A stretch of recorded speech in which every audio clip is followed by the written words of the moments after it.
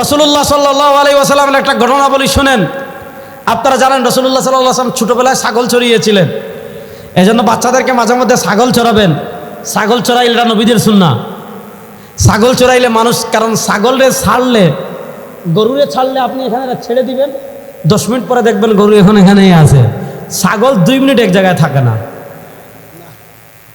ছাগল মানে বিরক্ত করে বেশি, ধৈর্য বাড়ে। এই ধৈর্য বাড়ানোর জন্য কষ্ট বেশি হয়। এজন্য সব নবী কি করেছেন? ছাগল চড়িয়েছেন। এটা রাসূলুল্লাহ সাল্লাল্লাহু আলাইহি ওয়াসাল্লাম চড়িয়েছেন।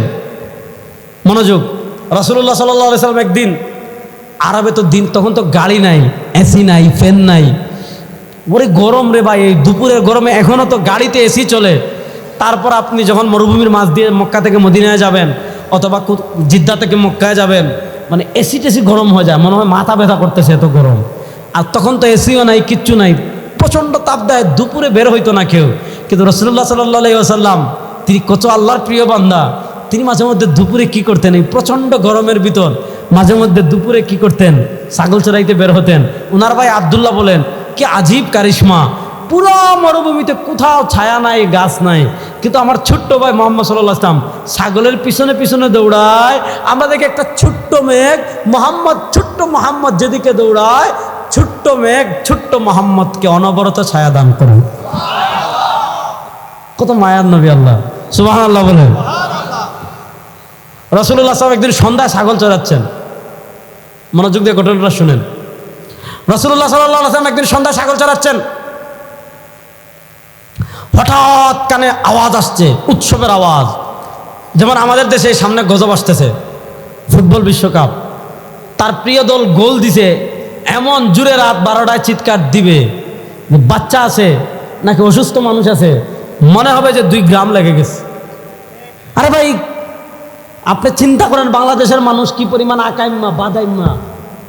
2022 সালে ফুটবল খেলা হয়েছে কাতারে, খেলছে ব্রাজিল, খেলছে আর্জেন্টিনা, আর বাংলাদেশে না খেলছে, না বাংলাদেশে খেলা হয়েছে, না বাংলাদেশের কোনো প্লেয়ার গেছে, কিচ্ছু না।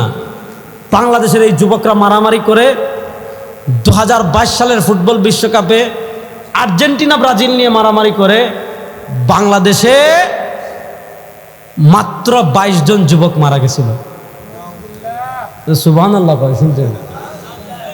জোরে বলেন না নাউজুবিল্লাহ। একটা স্বাধীন রাষ্ট্রে আরেকটা দেশের পতাকা উড়ায়, পতাকা লা ইলাহা, সাদা কালো পতাকা যেটা আছে, লা ইলাহা ইল্লাল্লাহু মুহাম্মাদুর রাসূলুল্লাহ, কালেমার পতাকা উড়ালে জঙ্গি। আর আরেকটা খ্রিস্টান দেশের পতাকা, যাদের অধিকাংশ যারা সন্তান, এদের মা বাবা বিয়ের আগেই সন্তান হয়ে যায়, তাদের পতাকা উড়ালে সমস্যা হয় না। বোঝা গেল অন্তরে সমস্যা আছে না নাই? কথাটা ভালো করে বুঝেন। রাসূলুল্লাহ সাল্লাল্লাহু আলাইহি ওয়াসাল্লাম সন্ধ্যায় ছাগল চড়াচ্ছেন, হঠাৎ হই হুল্লোড়ের আওয়াজ আসছে, ডুল তবলা গিটার এগুলার আওয়াজ। রাসূলুল্লাহ সাল্লাল্লাহু আলাইহি ওয়াসাল্লামের 11-12 বছর বয়স, ছোট্ট মানুষ। ভাইকে জিজ্ঞেস করেছেন, ভাই কি হয়, আওয়াজ আসে কেন?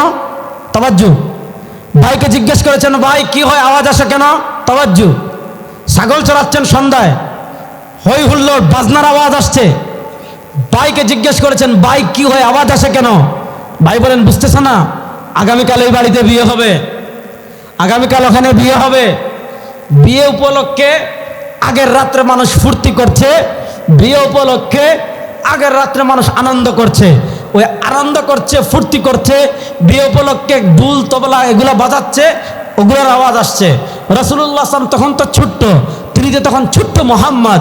রাসূলুল্লাহ সাল্লাল্লাহু আলাইহি ওয়াসাল্লাম বলেন, আমার যখন ভাই বললেন আগামীকাল এই বাড়িতে বিয়ে হবে আর বিয়ে উপলক্ষে মানুষ উৎসব করছে, রাসূলুল্লাহ সাল্লাল্লাহু আলাইহি ওয়াসাল্লাম বলেন, আমার ছোট্ট অন্তরে এই কথাটা উদিত হলো, আমার মনে এই কথাটা উদিত হলো, দেখি তো বিয়ের আনন্দ মানুষ কেমনে করে, একটু দেখে আসি। বিয়ের উৎসব মানুষ কেমনে করে, একটু দেখে আসি। ছোট্ট মানুষ বিয়ের আগের রাত্রে কি করে, একটু দেখে আসি। রাসূলুল্লাহ সাল্লাল্লাহু আলাইহি ওয়াসাল্লাম বলেন, আমার অন্তরে শুধু এই কথাটা আসছে, সাথে সাথে আমার আর আমার ভাইয়ের এমন ঘুম আসছে যে আমরা বালিতে ঘুমিয়ে গিয়েছি। পরের দিন সূর্য উঠছে, সূর্য ওঠার পর সূর্যের তাপ যখন আমাদের গায়ে লাগছে, আমাদের ঘুম ভাঙছে। আপনি চিন্তা করেন, আমার নবীকে আল্লাহ কেমনে আমার নবীকে আল্লাহ কেমনে রক্ষা করেছেন। যদি তিনি ওই বিয়ের অনুষ্ঠান দেখতে যাইতেন, তাহলে ওখানে গান হচ্ছে, তিনি একটা মুহূর্তের জন্য ওখানে চলে যেতে পারতেন, ছোট্ট মানুষ।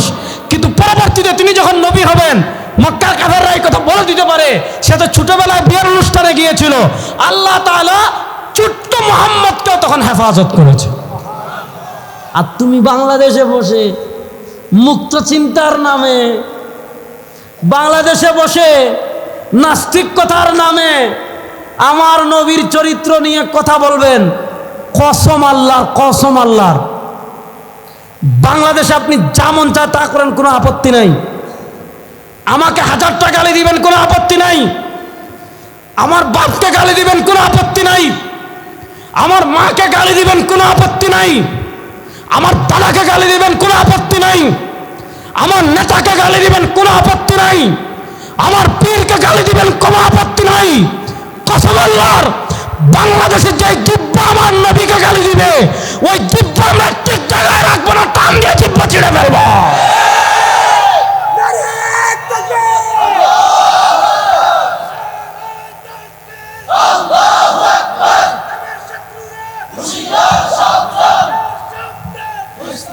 নবীর ভালোবাসা আমাদের অন্তরে আছে না নাই? যুবকদের মুখ থেকে শুনতে চাই, নবীর ভালোবাসা আমাদের অন্তরে আছে না নাই? শুধু আছে না, নবীর ভালোবাসা আমাদের ঈমান। বলেন নবীর ভালোবাসা আমাদের, জোরে বলেন নবীর ভালোবাসা আমাদের। যুবকরা বলেন নবীর ভালোবাসা আমাদের। আচ্ছা, আপনি তারেক রহমান সাহেবকে বলেন, তারেক রহমান সাহেব আমি আপনাকে খুব ভালোবাসি, কিন্তু দেখা গেল নির্বাচনে আপনি ধানের শীষে ভোট দিলেন না, এটা কি ভালোবাসা? না। রাসূলুল্লাহ সাল্লাল্লাহু আলাইহি ওয়াসাল্লামকে ভালোবাসা, আমি যে মূল সারা কথার মূল কথা একটাই, রাসূলুল্লাহ সাল্লাল্লাহু আলাইহি ওয়াসাল্লামের ভালোবাসা কখন পরিপূর্ণ হবে? তাওয়াজ্জু। রাসূলুল্লাহ সাল্লাল্লাহু আলাইহি ওয়াসাল্লামের ভালোবাসা কখন পরিপূর্ণ হবে? যখন জীবনের সব ক্ষেত্রে রাসূলুল্লাহ সাল্লাল্লাহু আলাইহি ওয়াসাল্লামের সুন্নাহর অনুসরণ পাওয়া যাবে। আমাদের নবী আমাদেরকে জীবনের সব কিছু শিখিয়েছেন। কেমনে পরিবার চলবে আমার নবী শিখিয়েছেন, কেমনে বিয়ে হবে আমার নবী শিখিয়েছেন, কেমনে রাষ্ট্র চলবে আমার নবী শিখিয়েছেন, কেমনে বিচার করবে আমার নবী শিখিয়েছেন, কেমনে সমাজ নেতৃত্ব দিবেন আমার নবী শিখিয়েছেন। আমার নবী যেমন ঘর চালিয়েছেন, আমার নবী যেমন মসজিদে নামাজ পড়িয়েছেন, আমার নবী তেমন রাষ্ট্র চালিয়েছেন। আমার নবী যেমন মসজিদে নামাজ পড়িয়েছেন, আমার নবী তেমন বিচারক ছিলেন। আমার নবী থেকে আমরা দ্বীন পেয়েছি, আমার নবী থেকে আমরা কোরআন পেয়েছি, আল্লাহর কিতাব। আমার নবী থেকে আমরা রাষ্ট্র পেয়েছি, আমার নবী থেকে আমরা সব কিছু পেয়েছি। সুতরাং নবীর আদর্শের বাহিরে, আদর্শের জন্য আমেরিকার কাছে, আদর্শের জন্য ভারতের কাছে, আদর্শের জন্য আব্রাহাম লিঙ্কনের কাছে, আদর্শের জন্য পৃথিবীর কারো কাছে মুসলমান যাওয়া আল্লাহ প্রয়োজন নয়, বরং তারা আমাদের কাছে আসবে। আজকে মুসলমানরা দরিদ্র ভাই, আপনার সব কিছু আছে। আচ্ছা, একটা উদাহরণ বলি। আপনাদের এই আমকিতে এক ব্যক্তি খুব ধনী, তার বাড়ি এই এলাকার সবচেয়ে ভালো, তিনি সরকারি চাকরি করেন, অনেক লম্বা বেতন, তার ব্যাংক ব্যালেন্স আছে। কিন্তু দেখা গেল উনি প্রত্যেক দিন আসরের পর খাসলত খারাপ, এই আমকি বাজার মসজিদে এসে প্রত্যেক দিন আসরের পরে ভিক্ষা করে। তার ব্যাংক ব্যালেন্সও আছে, জমিনও আছে, ব্যবসাও আছে, টাকাও আছে, ঘরও আছে। এরপরে যদি কেউ ভিক্ষা করে, আমকি বাজারে এসে ভিক্ষা করে, খাসলত খারাপ। আচ্ছা কি বলেন, কেউ যদি এরকম মানুষ, তার সব কিছু আছে, কিন্তু তারপরেও যদি সে আমকি বাজারে ভিক্ষা করে, আপনাদের কাছে আমি জানতে চাই, আপনারা কি তাকে ভিক্ষা দিবেন? এই খাসলত খারাপ, বাইরে গিয়ে খারাপ বলবেন, তাকে গালিগালাজ করবেন, তার আত্মীয় স্বজনের কাছে খবর দিবেন, অমুকের একটু হেদায়েত দাও। এত টাকা পয়সা থাকতে কেমনে ভিক্ষা করে? আরে ভাই, মুসলমানদের অবস্থা এরকম হয়ে গিয়েছে আজকে। আমাদের কাছে কোরআন আছে, আমাদের কাছে বিশ্বনবীর আদর্শ আছে। পুরো আমার বিশ্বনবীর আদর্শ থাকতে আজকে আমরা আদর্শ ভিক্ষা করার জন্য গণতন্ত্রের কাছে যাই, আজকে আমরা আদর্শ ভিক্ষা করার জন্য ধর্মনিরপেক্ষতার কাছে যাই, আজকে আমরা আদর্শ ভিক্ষা করার জন্য পাশ্চাত্যের কাছে যাই, আজকে আমরা আদর্শ ভিক্ষা করার জন্য জাতিসংঘের কাছে যাই, আজকে আমরা আদর্শ ভিক্ষা করার জন্য আমেরিকার কাছে যাই। আমরা মার খাবো না তো কে খাবে? এজন্য সবার আগে ইসলাম। বলেন সবার আগে ইসলাম। যুবক আমার মতো ব্যাপার হাত মুষ্টিবদ্ধ করে তুলুন তো একবার দেখি। বলেন সবার আগে ইসলাম। বলেন সবার আগে ইসলাম। সবার আগে গণতন্ত্র। ধর্মনিরপেক্ষতা, সমাজতন্ত্র, মানুষের তন্ত্র, সবার আগে আপনারাও বলেন, একটু সমস্যা তো নাই, বলেন সবার আগে, জুড়ে বলেন সবার আগে। আচ্ছা, এখন একটা মাসালা বলে আপনারা উত্তর দিবেন। এই আমকি বাজারে কেউ যদি ইঁদুর জবে, ইঁদুর মাইরা, ইঁদুর বুঝেননি আপনারা, কি বলেন ইঁদুর, ইঁদুর মেরে চামড়া ছিলে টুকরা টুকরা করে ফ্রাই বানিয়ে বিক্রি করে, আপনারা খাবেন? যে দোকান দিবে তারে দোকান দিতে দিবেন? খাওয়া হারাম। আচ্ছা, আপনাদের এলাকায় যদি কেউ কুকুরের গোশত বিক্রি করে ফেলে, তাহলে আপনার ধরলে তারা দুলাভাই ডাকবেন? সমস্যা কি ভাই? এটা তো গোশত।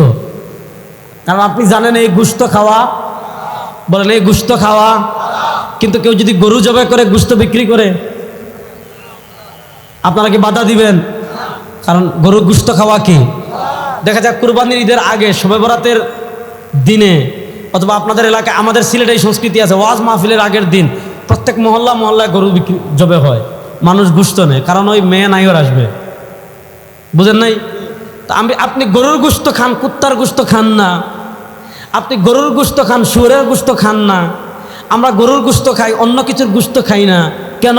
গরুর গোশত খাওয়া হালাল, ছাগলের গোশত খাওয়া হালাল, মুরগের গোশত খাওয়া হালাল, হাঁসের গোশত খাওয়া হালাল।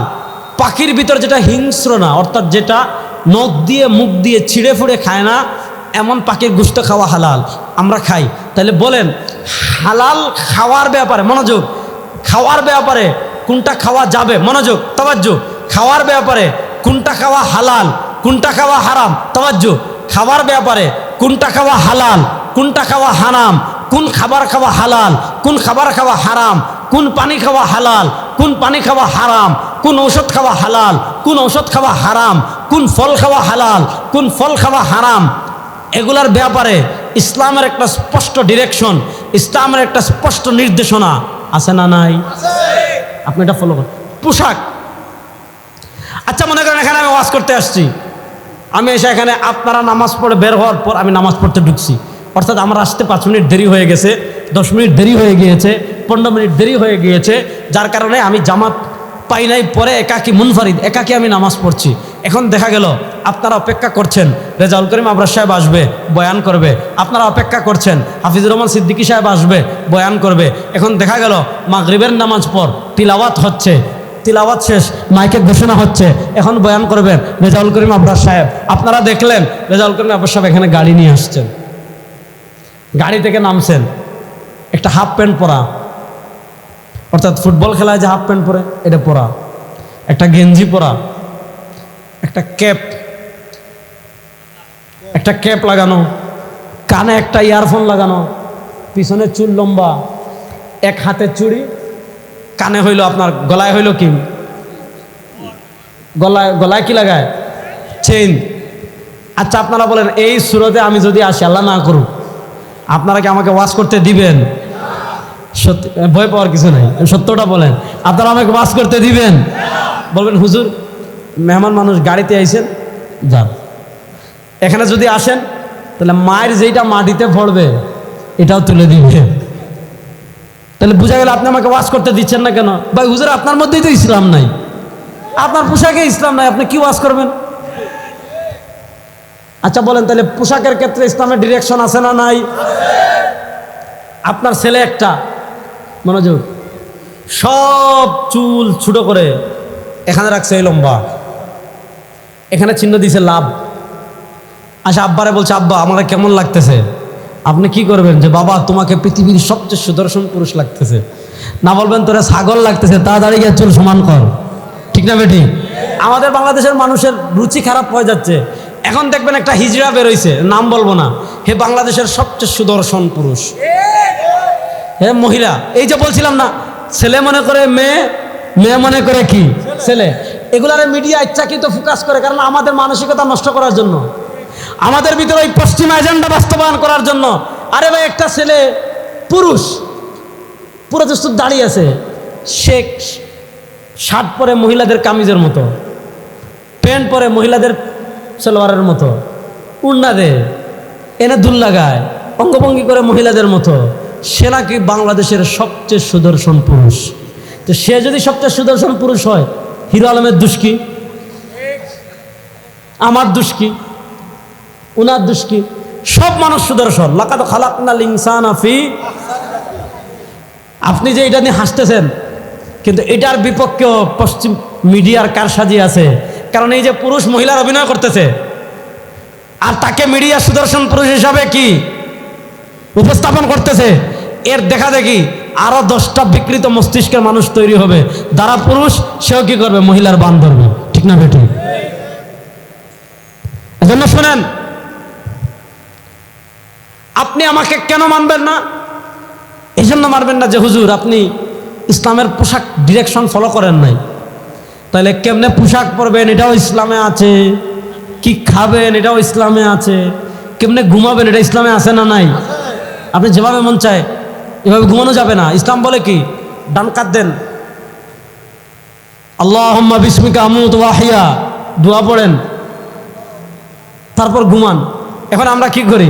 ঘুমাই মোবাইল দীক্ষা, টুক টুক টুক টুক টুক টুক, আবার উঠেও বিসমিল্লাহ টুক টুক টুক টুক টুক টুক। না ঘুমের দোয়া, না উঠার দোয়া। এটা হলো বাস্তবতা। যুবকরা কষ্ট পায় না, এই অভ্যাস আমাদের মধ্যে আছে না নাই? যে ঘুমায় মোবাইল দেখে, উঠেও সবার আগে কিনে মোবাইল হাতে নেয়। এজন্য শুনেন, আমি বলছি খাবেন কি এটাও ইসলামে আছে, কিভাবে খাবেন এটাও ইসলামে আছে। এখানে আমারে দিছেন আপনারা চা, দেখলাম আমি বাউ হাতে চা খেতেছি, বলেন এই হুজুর দিবাস হবে না, এই বা হাতে চা খায়। এই শুনেন, আমরা খাওয়ার ক্ষেত্রে যেমন ইসলাম মানি, ঘুমানোর ক্ষেত্রে যেমন ইসলাম মানি, পোশাকের ক্ষেত্রে যেমন ইসলাম মানি, কেমনে বিয়ে করবে এটা ইসলামে নাই। বলেন বলেন বলেন, কেমনে বিয়ে করবে এটা ইসলামে আছে না নাই? তাহলে এবার কারা কারা বিয়ে করেন না এখান থেকে একটু হাত তুলেন তো। আল্লাহ যারা বিয়ে করেন তাদের দ্রুত বিয়ের ব্যবস্থা করে দেন। এবার একটু হাত তুলেন একটু দেখার জন্য। আচ্ছা, যারা বিয়ে করেন নাই তারাও হাত তুলেন, যাদের বাচ্চা কাচ্চা আছে তারাও হাত তুলেন, দেখি বিসমিল্লাহ। যারা বিয়ে করো নাই তারা ওয়াদা করো যে ইসলামী শরিয়া মেনে বিয়ে করবা ইনশাআল্লাহ। আর ইনশাআল্লাহ বলে নাই, দেখছেন? একজন যুবক দাঁড়াও তো দেখি বিসমিল্লাহ, যে হুজুর আমি বিয়েতে যৌতুক নেব না, বরযাত্রী নিয়ে যাব না, গায়ে হলুদ করব না, তারপর হইলো কি? তারপর হইলো গান বাদ্য করব না, সম্পূর্ণ শরিয়া মেনে মসজিদে আকদ করব, আর বিয়ের পরে আমার বাসায় ওলিমা করব, আমি দাওয়াত খাওয়াবো। দেখি একজন পুরুষ হাত তুলো তো ইনশাআল্লাহ। একজন, একজন, দুইজন, তিনজন, চারজন, পাঁচজন, এই যা মাত্র কয়জন? না, বাকিরা নিয়ত নাই। একজন ছোট ভাই দাঁড়াইছে, আল্লাহ তারা কবুল করুক, সবাই বলে না আমিন। দেখছেন, বিয়ে করে নাই 100 জন, 100 জনের বেশি আছে বিয়ে করে নাই, দাঁড়াইছে মাত্র 10 জন, 10 জন না 5 জন। এর মানে কি? বাকিরা বলবে হুজুর বিয়েই তো করবো জীবনে একবার। এটা আমাদের মানসিকতা দেখেন। বলে কি হুজুর বিয়েই তো করবো একবার। কালকে দেখলাম আমাদের দেশে কি কাহিনী, বিয়েতে বন্ধু বান্ধবদের বরযাত্রীদের দাওয়াত দেয় নাই, হেরা মিছিল করতেছে। কতদিনের তামাশা যে এই দেশে হয়। ইনশাআল্লাহ অভিভাবকরা নিয়ত করেন ছেলে মেয়েদেরকে সুন্নাহসম্মত পদ্ধতিতে বিয়ে দিবেন ইনশাআল্লাহ। রাসূলুল্লাহ সাল্লাল্লাহু আলাইহি ওয়াসাল্লাম বলেছেন, ইন্না আযামান নিকাহি বারাকা আইসারুহু মাউনা। রাসূলুল্লাহ সাল্লাল্লাহু আলাইহি ওয়াসাল্লাম বলেছেন, যে বিয়েতে খরচ যত কম আল্লাহ তাআলা ওই বিয়েতে বারাকা দেন তত বেশি। আর আমাদের 5-10 লাখ টাকা না হলে বিয়ের তো কল্পনাই করা যায় না। আল্লাহ তাআলা জীবনের সব ক্ষেত্রে রাসূলুল্লাহ সাল্লাল্লাহু আলাইহি ওয়াসাল্লামের সুন্নাহ মেনে চলার তৌফিক দান করেন। আল্লাহ তাআলা জীবনের সব ক্ষেত্রে ইসলাম মেনে চলার জন্য তৈরি আছি তো যুবকরা ইনশাআল্লাহ। আমরা যেই দিন থেকে জীবনের সব ক্ষেত্রে ইসলাম মেনে চলার চেষ্টা করব, কসম আল্লাহর, পৃথিবীর প্রান্তে প্রান্তে ইসলামের বিজয় যাত্রা যে শুরু হয়েছে, আমরা যদি ইসলামের উপর অটল হয়ে যাই, আমরা যদি ইসলামের উপর অবিচল হয়ে যাই, বাংলাদেশও ইসলামের বিজয়কে কেউ দবায় রাখতে পারবে না ইনশাআল্লাহ। ইসলাম বিজয় হয়ে গেলে চান তো সবাই ইনশাআল্লাহ? এই 4-5 জনে চান না? ইসলাম বিজয় হয়ে গেলে আমরা চাই তো সবাই ইনশাআল্লাহ। সুতরাং ইসলামের যাবতীয় বিধান বলেছিলাম সবার আগে, আসতে বলেন সবার আগে, সব জায়গায় বলেন না সবার আগে। বিচ্ছিরাই সবাই বলেন সবার আগে। সবার মুখ থেকে আওয়াজ পাই নাই, সবার আগে। সব জায়গায়, সবার আগে, সব জায়গায়, সবার আগে, সব জায়গায়। প্রস্তুত আছেন তো ইনশাআল্লাহ? আল্লাহ তাআলা জীবনের সব ক্ষেত্রে ইসলাম মেনে চলার তৌফিক দান করুন। আল্লাহ তাআলা বিশ্বনবীর আদর্শ জীবনের সব ক্ষেত্রে আমাদেরকে মেনে চলার তৌফিক দান করুন। আল্লাহ আপনাদের সবাইকে ভালো রাখেন, সুস্থ রাখেন। আবার দেখা হবে ইনশাআল্লাহ। আসসালামু আলাইকুম।